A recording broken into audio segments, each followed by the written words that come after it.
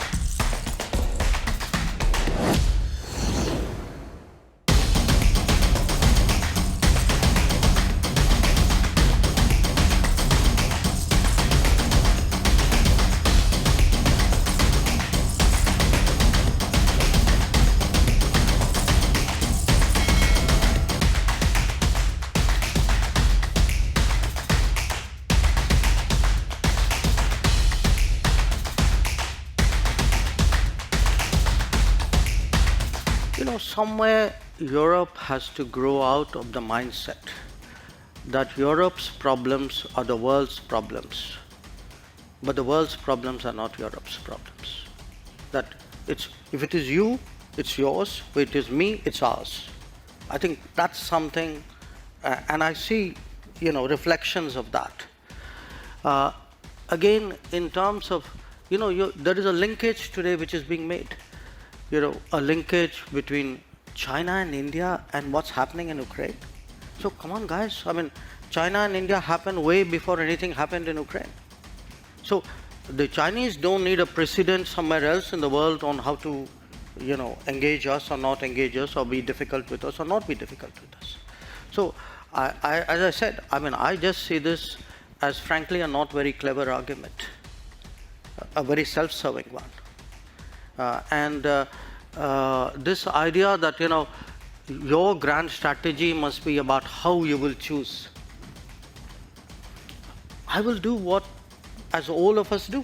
I will weigh the situation, like everybody, after all, how do countries eventually make decisions?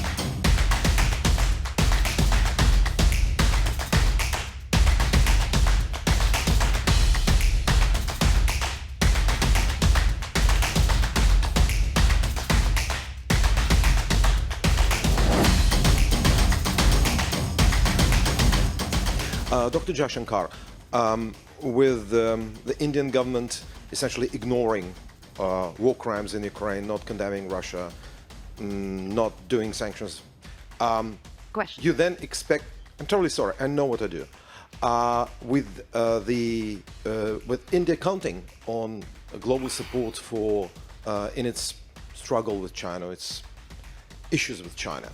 How do you think you'll be trusted by others after that? Why do you think anyone will help Delhi after you didn't help others over Ukraine? Thank you.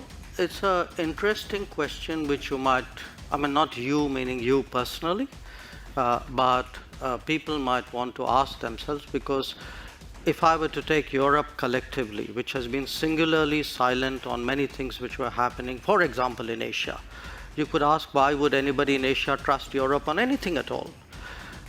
So here's the take. I don't think,